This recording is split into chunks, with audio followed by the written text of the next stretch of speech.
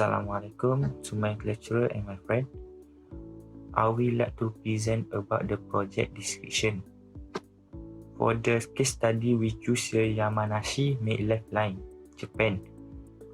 The shore sequencing is the Japan Maglev line under construction between Tokyo and Nagoya, with plan for the extension to Osaka. It is initial section between Shinagawa Station in Tokyo and Nagoya Station in Nagoya, with station in Shiganimihara, Kofu, Lida, and Nagasugawa. The line for the project is 285.6 km from Shinagawa to Nagoya and 42.8 km from Nagoya to Osaka. Totally following line is 328.3 km with 9 stations.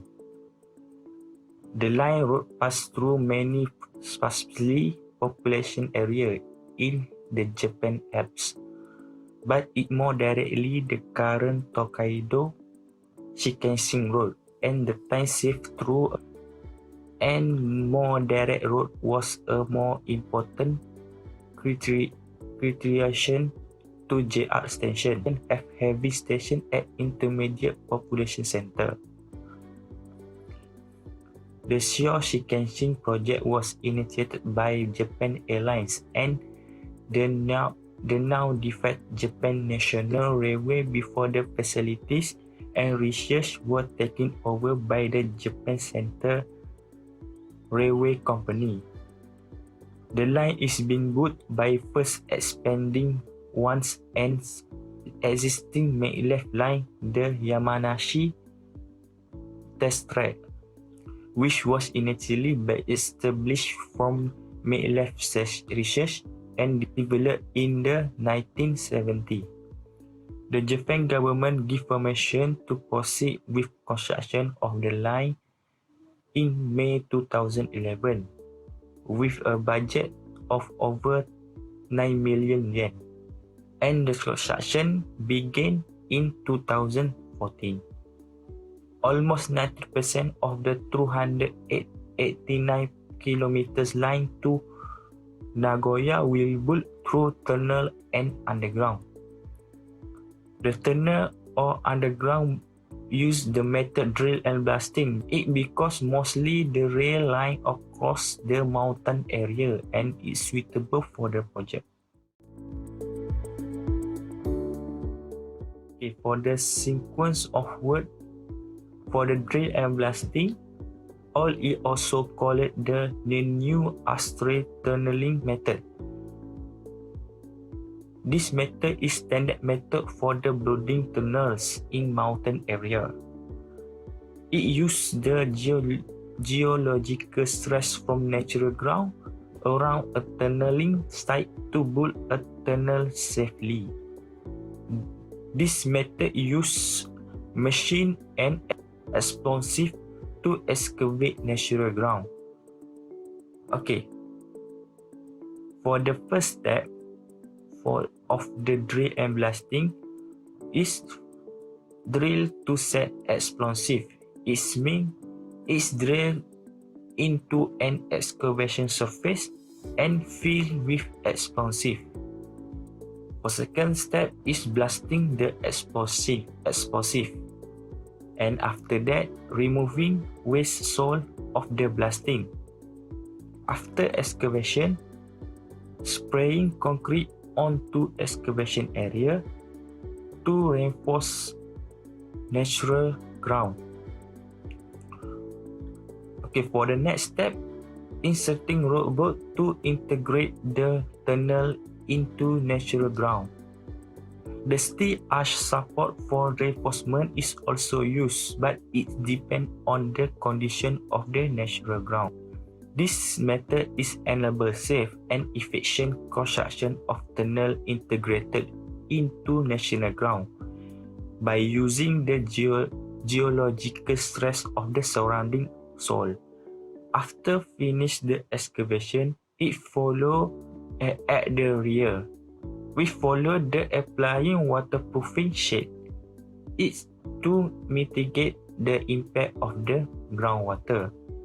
Last but not least, applying lining and treat back concrete. The tunnel construction is complete through this process.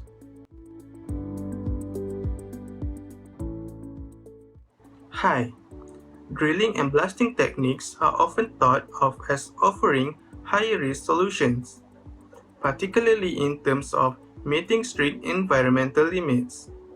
Drill and blast methods are preferred since they deliver faster and less costly tunnel development in compared to most mechanical methods. However, if blasting work is done carelessly, it can quickly become the most expensive excavation method. There are four major challenges during drilling and blasting tunnel excavation. The four major challenges are air blast overpressure, ground vibration, precise risk analysis, environmental impact. First challenge is containing air blast overpressure. Energy released in an explosion creates an air overpressure, commonly called an air blast, in the form of a propagating wave. Air overpressure pulses from rock blasting are usually generated at frequencies below the human hearing threshold. So, in other words, air overpressure is inaudible noise. We cannot hear it, but we can feel it. Air blast overpressure could cause nearby structure breaks. Air overpressure in a tunnel is normally managed by adding blast doors and curtains at and prior to the tunnel portal.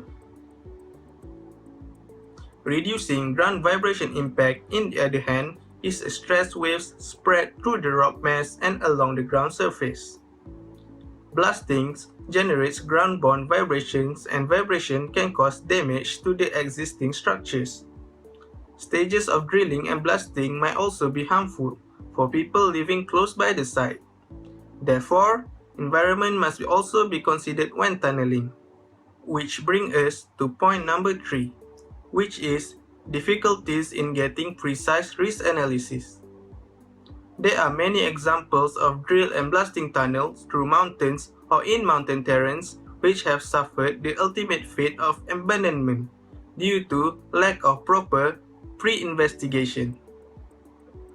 Risk analysis is done to prevent damages caused to the existing structure, so that the contractor has limits and the contractor can forecast the MIC in different places. Risk analysis is challenging as it needs done usually by a vibration and blasting consultant or someone who has strong experience and knowledge. Even that, there are a lot of unforeseen effects that could happen despite conducting proper analysis, as the condition and the state of the ground varies. The last challenge is maintaining people's health and comfort. People living close by the tunnel area will hear and feel the blasting. When rock cover is small, people might also hear drilling and scaling. Air shock waves will radiate in the air from detonating charges even underground, and this will shake windows of their building. This could affect their health and comfort. When blasting occurs near populated areas, neighbors often complain about the annoyance of ground vibration and blast noise, and even in some cases, property owners believe it causing damages to their structures.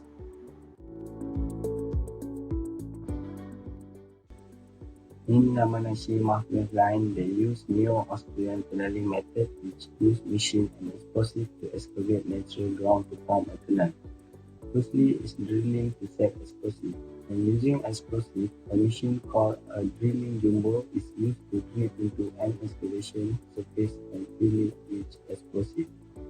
After exploit the surface, they using a dump truck or belt conveyor with soil generated by blasting is carried off-site. After excavation, they use spraying concrete machine to spray onto excavated area to reinforce natural ground. The rock balls are then used to integrate the tunnel into natural ground, which is steel and earth support. And all general machinery used in tunneling like excavator, loader, tipper have their own advantage. First is called boomer. It's a versatile machine having 3-arm machine, and 2 arms are used for drilling, and 1 arm has the bucket for the movement of the man forward. It's useful in fishing of wire brush, lattice girder, pipe for pulling, and rock bolting. For rock bolting, spiral machine, thumb can also be used. Lastly, shotcrete machine with robotic arm. This may be used for spraying of shotcrete rather than manual spraying so as to avoid human error.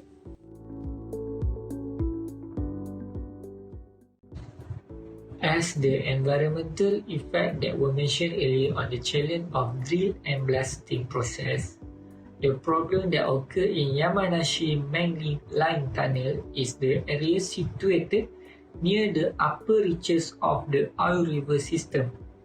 Spring water that generated as a result of excavation work will flow toward the Yamanashi prefecture through the tunnel. The amount of water flowing through the oil river and its branches decreased by up 2 tons per second as a result of the construction work.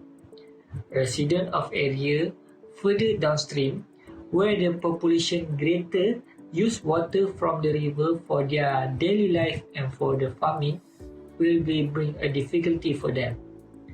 The amount of spring water generated through the excavation may be greater than the decrease in river water. The contractor offered to use the pump to divert the necessary amount of spring water into the river. As a result, the solution is the contractor build a channel to direct the same amount of water back into the oil river.